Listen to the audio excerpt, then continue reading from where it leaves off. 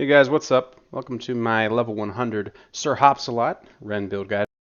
At its core, this build is relying on Rend to stack bleed on the enemy, and then uses the Skullbreaker aspect to inflict the bulk of the damage. As you can see, it does up to 80% of the total bleeding buildup immediately upon stunning them. And then we combine that with the Berserk Ripping. Berserk Ripping is usually considered a rather subpar aspect because its damage is based on your base damage, but whenever your base damage is actually the bleed buildup on the enemy, it's quite a huge amount, and when you add 60% on top of that, each time you stun the enemy, it just builds and builds until you're ticking the enemies for millions of damage, 7 million, 14 million a second is what I've seen so far on the high end. Now, the trick is in managing how to stun, because if all the damage comes from your stun, you're going to have a lot of good ways to stun.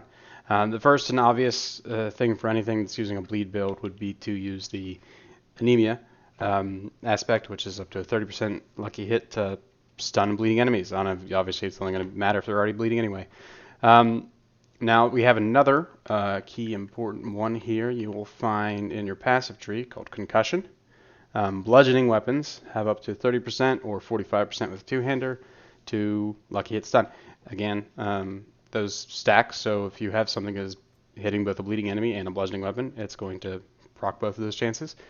And now, if you wanted, you could also use the Weapon Master aspect, if you wanted to use the Weapon Mastery skills, which give them up to a 50% lucky hit stun. Now, currently I'm not using those because I found the charges were a bit of a pain, and instead I've leaned on Leap as a catch-all solution for the build. Why Leap? Well, if you're paying attention, all those stun effects are lucky hits. And it just so happens that Leap is the highest lucky hit chance of all of the Barbarian abilities. So its base is at 66%. Obviously, I have some lucky hit rolls, which you're going to want to prioritize on gear. I'll get to that. 81% is a solid number to come at. And it does a few other things, too. You see it generates plenty of fury. So I don't need to run a basic. You'll see I just have Rend and Leap as my only attack skills. With the Berserk passive cluster here, it's going to give you 100% Berserk uptime. And with the Bull Kathos aspect, I'm using it on my necklace, it gives a lot of damage reduction. The damage is kind of pointless, but it does give a lot of damage reduction. And it stacks the Disobedience aspect, which pretty much everyone is required to have. I need a better roll, but that's just stacking that up and up.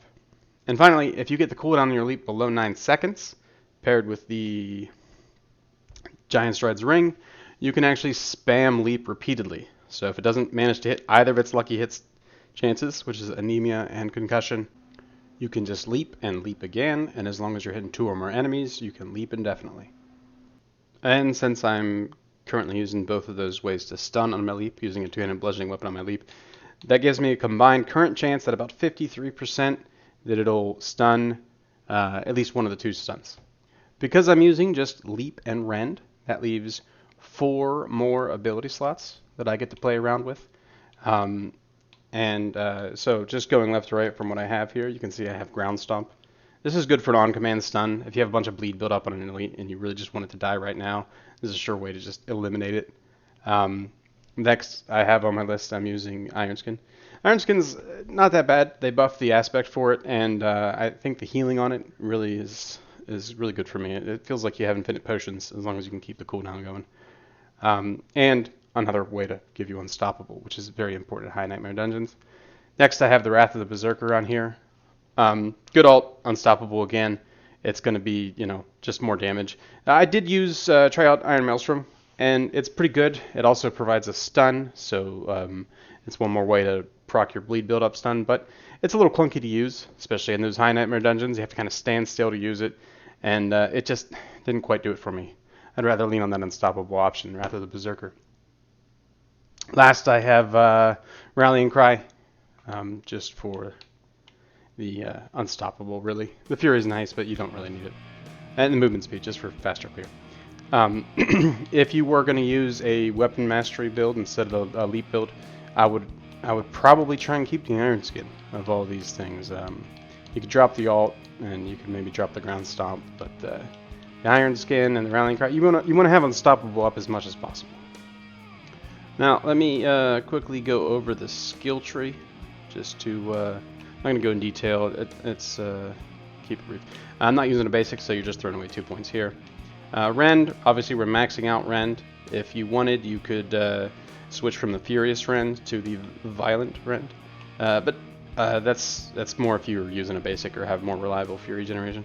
Down here in the defensives, I got 1 point each into Rallying Cry, Iron Skin, and Ground Stomp. I got the upgrade on the Ground Stomp for the ultimate cooldown. Obviously, if you weren't using the ultimate, you could switch that over. And for the Fury on Rallying Cry and the heal, as I mentioned on Iron Skin. I threw 2 extra points here in the health. If I had more extra points, I'd probably max out both of these.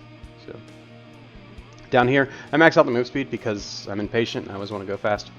Leap, you can see I have it super maxed out. Combined with gear, it's at 12 out of 5. Really need to get that cooldown under the 9 seconds if you want to spam it.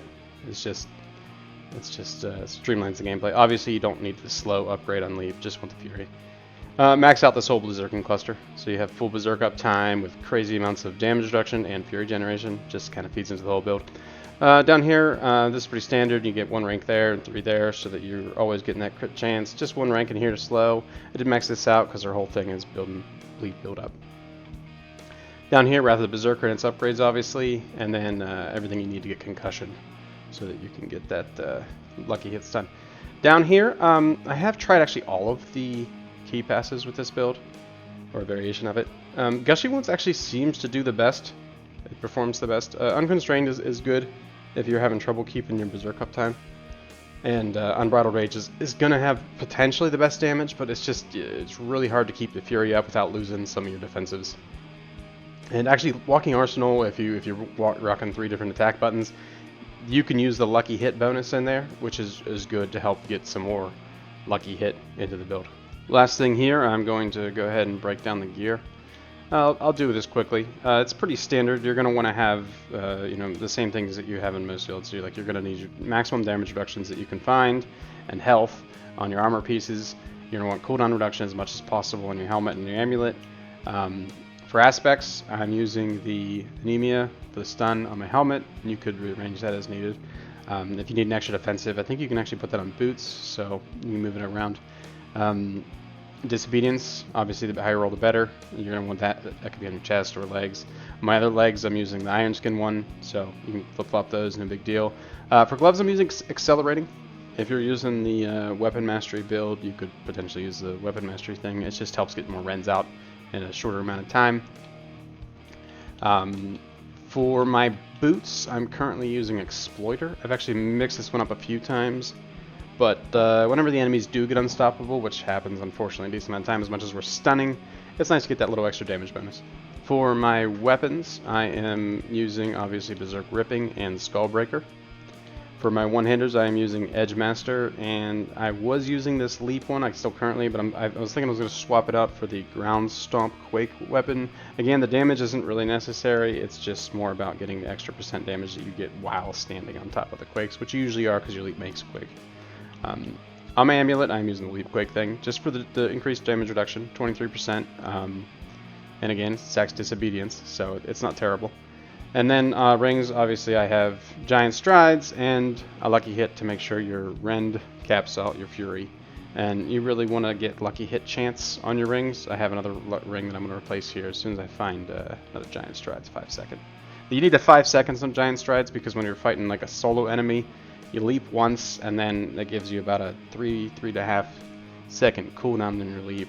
So your Fury stays pretty high, and you want to keep it high, even if you're not going to spend it all, just because of Edge Master. Oh, thanks, Blizz. It's not like I'm trying to make a video here. And that's pretty much the build. It's a lot of fun. The build shreds elites, and for some reason, Skullbreaker doesn't seem to work on bosses. So even if you're the one to stagger it, it doesn't seem to pop any damage. So no good for bosses, but I've soloed up to low T70. I think 72 was the highest I managed to get with this build.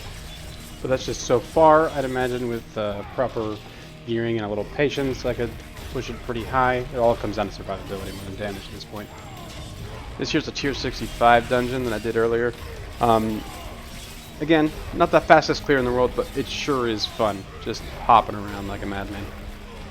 Hey, thanks for watching, and if you guys want to take your nerd gaming to the next level, I am in fact the lead designer of a tabletop role-playing game called Spellscorched.